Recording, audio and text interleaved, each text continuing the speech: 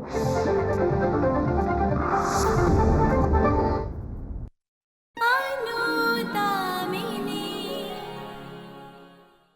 भवीला phone कर आणि त्याला सांग की त्याने आज रात्री इथे डिनरला यावं.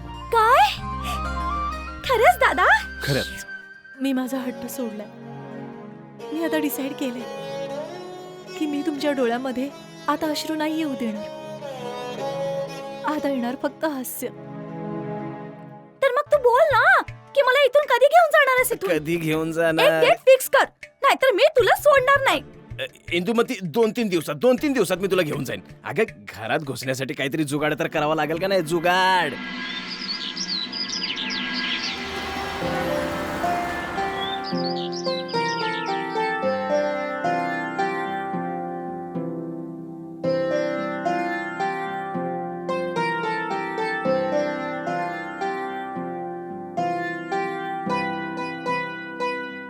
थँक्यू.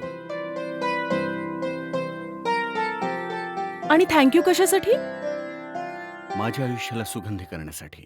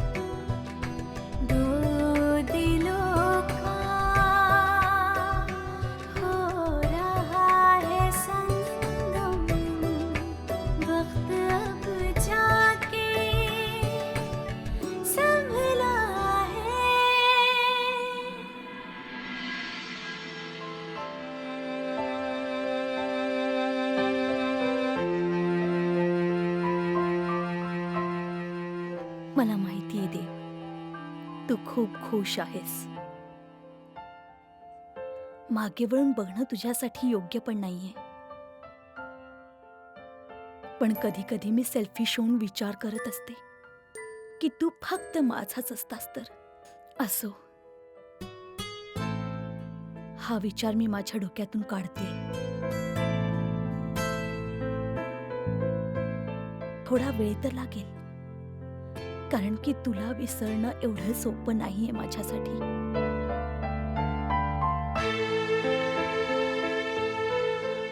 तू तर खूप लकी आहेस देव. तू खूप लवकर सगळं काही विसरलास. बहुतेक यालाच प्रॅक्टिकल होणं म्हणतात. एनिवे, मी प्रयत्न तर करते की मी मागचं सगळं काही विसरू शकेन आणि भविष्यात काही चांगलं माझ्यासाठी करू शकेन.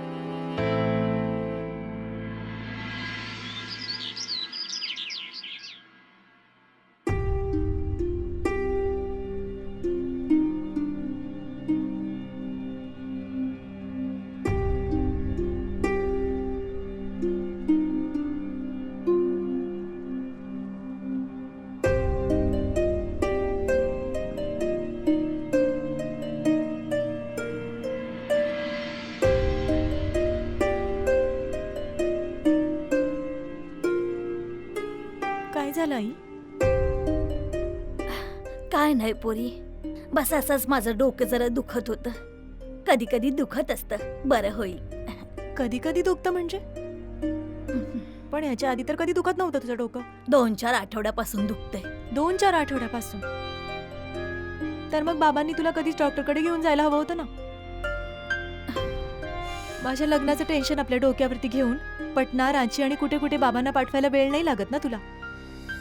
आणि स्वतःच्या डोकेदुखीचा त्रास गेल्या 4 आठवड्यापासून घेऊन बसलीस. तेल लावून देऊ? नको पोरी, असंच बरं होईल. बस तू थोडं दाबून दे.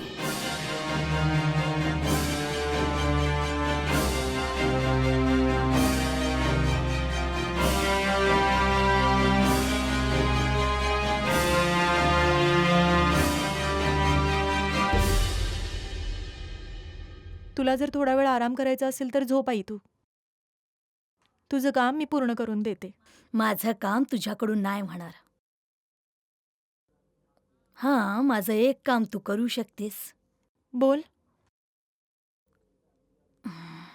ते काय आहे की उमंग कुमार जो आहे ना, तो कलेक्टर साहेब बनला आहे. उमंग कलेक्टर बनलाय? तुला कसं कळलं? अगं तो आला होता मला भेटायला. अनुदामिनीबद्दल विचारत होता. तो अनुदामिनीच्या सोबतच तर खेळायचा लहानपणी. अनुदामिनीच्या लग्नाची गोष्ट ऐकून खूप खुश झाला. मला तर त्याच्या लहानपणीचा चेहरा सुद्धा नीट आठवत नाही. आता तो खूपच देखणा झाला आहे. एकदम रामचंद्र सारखा दिसतो. असं? तर सांग काय काम करायचं ते? त्याला ना जेवायला बोलवायचं आहे. आता तू आलीयस तर बरंच झालं. त्याला शहरी जेवण खाऊ घाल बनवून. काय आहे की मला तर काही येत नाही. ओ, म्हणजे शहरी जेवण बनवायचंय? होय, मोठा साहेब जो बनला आहे. अगं पूर्ण जिल्ह्याचा मालिक बनला आहे. ठीक आहे, बोलवून घे. पण काही ना काही तर नक्कीच बनवून घेईन मी त्या शहरी माणसाकडून. हे बघ, तू त्याच्यासोबत मस्करी वगैरे काही करू नकोस. ते काय आहे ना की तो आला होता तेव्हा मी काहीच नाही करू शकले. फक्त चहा पाजून पाठवलं. आता तू त्याला काहीतरी चांगलं बनवून खायला घाल. आणि जाऊन आधी त्याला बोलावून आण. ठीक आहे, मी जाते आणि रात्रीच्या जेवणासाठी त्याला आमंत्रण करते. आता माझी डोकेदुखी जरा बंद झाली. अच्छा, तुझी डोकेदुखी आता बंद झालीये ना? चला बरं आहे.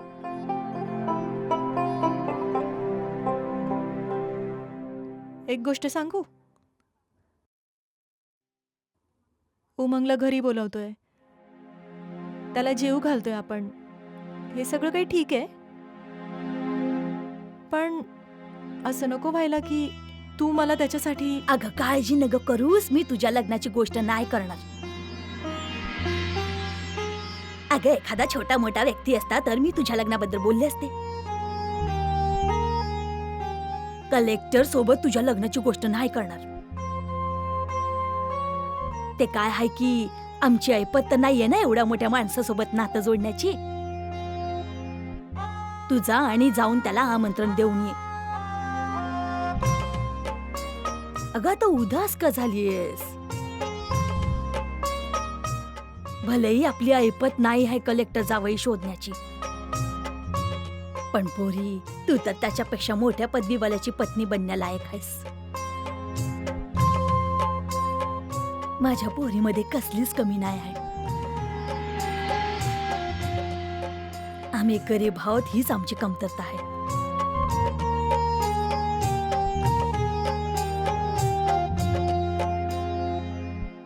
असं नाही आई. तूच असं म्हणतेस ना की जे काही होतं ते योगायोगाने होतं म्हणून. तू बघ, बाबा गेलेत ना तिकडे, परत येतील तेव्हा नक्कीच काही ना काही चांगली बातमी घेऊनच येणार.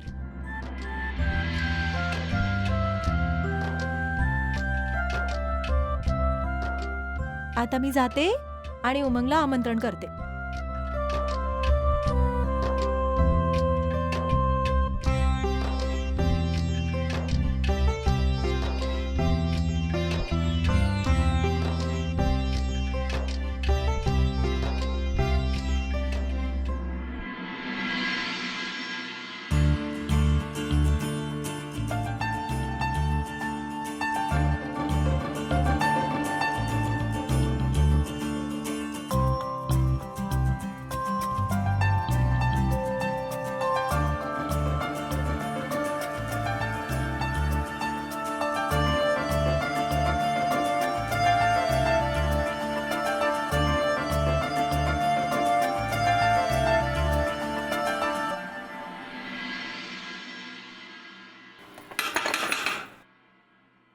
कोण आहे? दरवाजा उघडाच तर आहे. उघडा आहे तर काय असंच येऊ का न विचारता?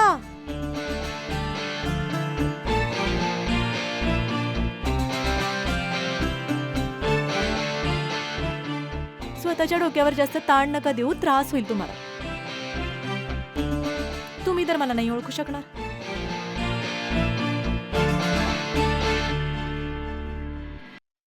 स्वतःच्या मेंदूला जास्त ताण नको देऊ, नाही तर त्रास होईल. तू मला नाही ओळखू शकणार. मालिनी. अरे तू तर मला खरंच ओळखलंस. मानावं लागेल कलेक्टर साहेब. बरं सांगा, आणखी काय काय आठवतंय? सगळं आठवतंय. बस ना. नाही नाही, मी इथे बसायला वगैरे नाही आली. मी तुम्हाला डिनरसाठी इन्व्हाइट करायला आली. बघा, मला काही जेवण वगैरे बनवता येत नाही, म्हणून काहीच खास ऑर्डर करू नका तुम्ही. मी जे काही बनवेन ते तुम्हाला खावं लागेल. ते माझ्या पसंतीचं असेल आणि वरून माझी प्रशंसा करावी लागेल. ठीक आहे. तर मग आजचं डिनर डन? हो. तसं काकूने आधीच सांगितलं होतं की तू आल्यानंतर ओ, म्हणजे तुम्ही ऑलरेडी इन्व्हायटेड आहात आणि इथे बसून उगाचच माझी वाट बघत होतात ना? हो, असं समजू शकतेस तू. तसं तो आहेच खरा लक्की. जर महिना 2 महिना आधी आला असता ना, तर मी असं डिनर बनवलं असतं की तू ते खायचं जाऊ दे, हात सुद्धा लावायला दजावला नसतास. पण आता असं नाही. का? आता काय तू इंटरनॅशनल मास्टर शेफ बनलीयस? नाही नाही, असं काही नाहीये.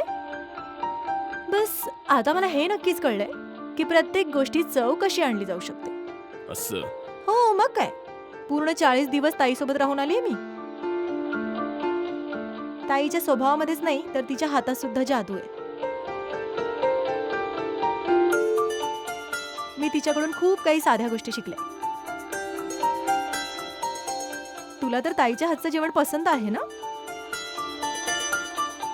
आई सांगत असते मला, ताई तुला काहीतरी स्पेशल करून खायला घालायची म्हणून. काही आठवतं की सगळं विसरलंयस? सगळं आठवतंय. म्हणूनच तर इतक्या वर्षांनंतर इथे आलोय. पण इथे सगळं काही किती बदललंय. तू पण तर बदललायस ना. जेव्हा गाव सोडून गेला होतास तेव्हा 4 फुटाचा होतास. आता बघ, पूर्णच्या पूर्ण 6 फूट होऊन परत आलायस इकडे. 6 पण बनलायस. तुझी लाईफ तर एकदम सेट झाली आहे ना? हो. चला ठीक आहे, आता मी निघते. रात्री किती वाजता येणार आहेस? एक काम कर, 9 वाजता ये. तोपर्यंत मी सगळं रेडी करून ठेवते. काही स्पेशल खायचं असेल तर सांग. नाही, तू जे बनवशील ते स्पेशल असेल. ओ, ठीक आहे. मी एक काम करते, मी ताईला विचारते तुला काय काय आवडतं ते. Okay, bye. बाय.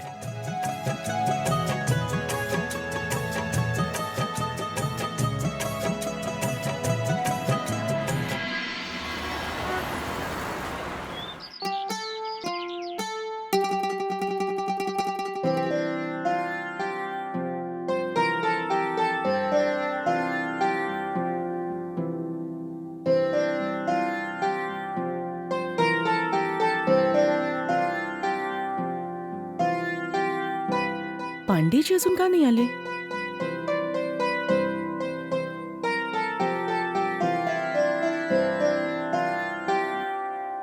हे घ्या मॅडम, मी दूध घेऊन आलोय.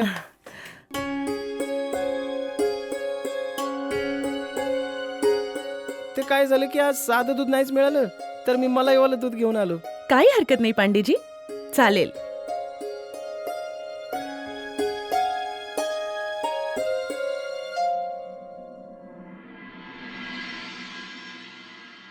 मॅडम जी, मी पण चहा पिणार. बरं ठीक आहे.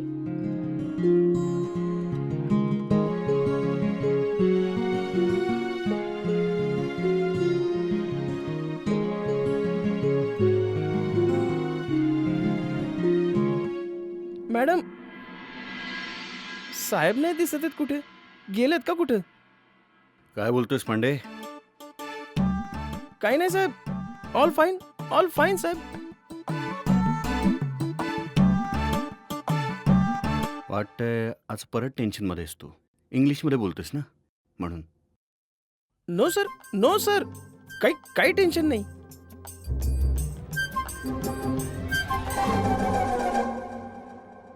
हे बघ पांडे, जे काही सांगायचं ना स्पष्टपणे सांग. याविषयी परत चर्चा नाही होणार.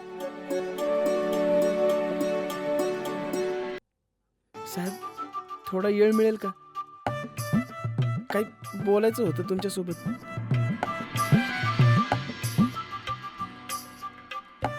चहा पिऊन बोलायचं का? काय की थोडं फ्रेश होईल ना.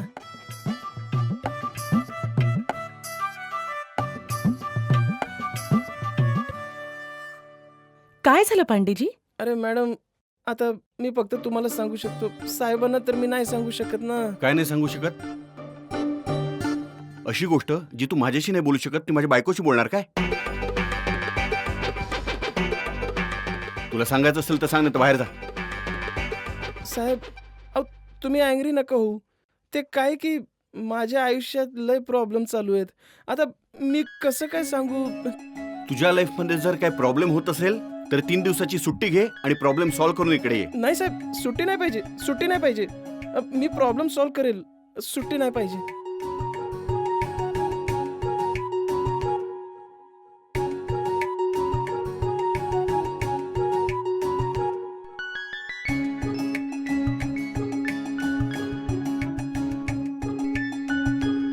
पांडेजी, होय मॅडम. मी चहा घेऊन आत्ता येते.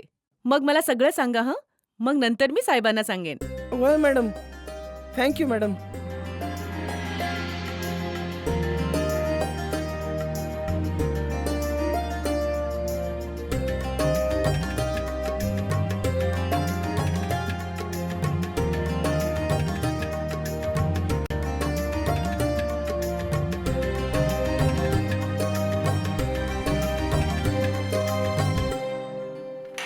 तसं मला माहिती आहे की याला तुला काय सांगायचं ते. तुम्हाला माहितीये? काही नाही, पगाराविषयी बोलणार तुझ्याकडे. मागच्या महिन्यात त्याचं लग्न होतं ना. हो तर काही नाही, बिचाऱ्याचं लग्नच नाही झालं. काय? उल्लू बनवलं गेलं त्याला.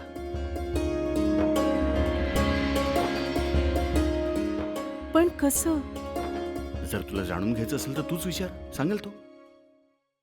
ते सगळं ठीक आहे, पण तुम्ही त्याचा पगार वाढवणार आहात ना? आता घरातली होम मिनिस्टर तर तू आहेस. जर तुला ठीक वाटतं तर तू वाढव. हो तर वाढवा ना. हा तर मग ठीक आहे, हा चहाचा कप घेऊन पांडेला नेऊन द्या आणि चहा पाजून त्याचं तोंड गोड करा. हो.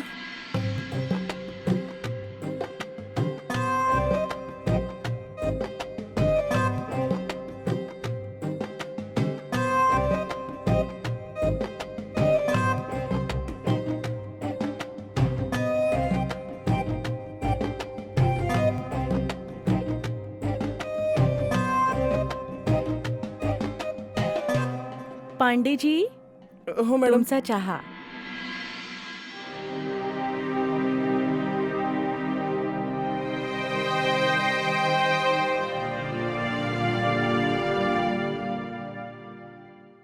पांडेजी, टेन्शन नका घेऊ.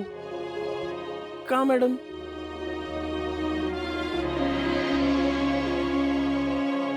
साहेबांनी तुमची सॅलरी वाढवलीये.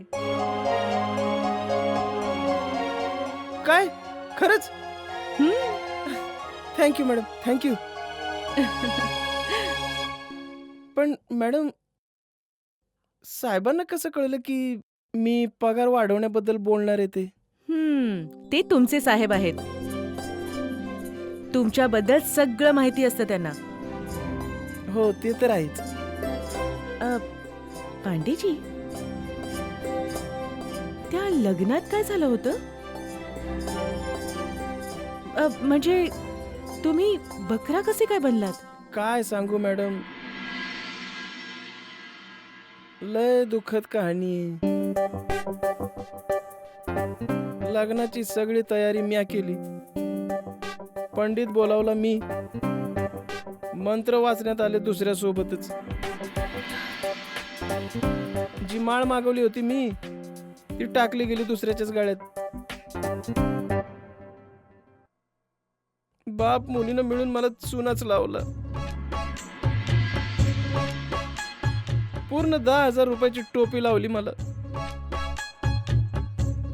गेलो होतो माळ घालायला, टोपी घालून आलो.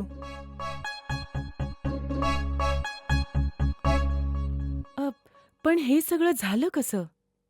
काय सांगू मॅडम, त्या प्रेमाच्या भानगडीत मी घनचक्कर बनलो. काही हरकत नाही पांडेजी, पुन्हा प्रयत्न करा. आता तर सॅलरी पण वाढली आहे ना. एखादी चांगली मुलगी मिळाली तर लगेच लग्न करा. नाही मॅडम, आता मी प्रयत्न नाही करणार. बरं बरं बरं, आता बजरंग बली प्रयत्न करतील, हो ना? होय.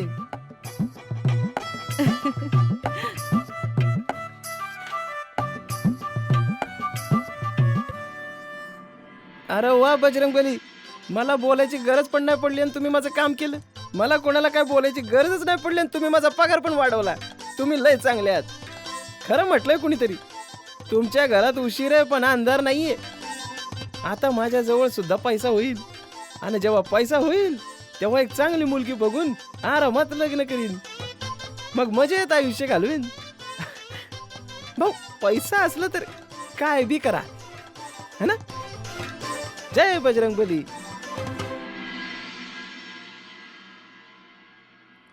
मनोहा, सगळ्यात आधी ना तू भवीला फोन कर आणि डिनरसाठी इन्व्हाइट कर. मी सांगितलं ना की काही गरज नाहीये. काय झालं? तुम्हीच तर म्हटलं होतं ना की. आणि मी आता सांगतो की काही गरज नाहीये. तुम्ही एक कप चहा बनवा. नाही मिळणार. हे चहाचं दुकान थोडीच आहे की तुम्ही दर मिनिटाला ऑर्डर करणार आणि मी चहा बनवत राहणार.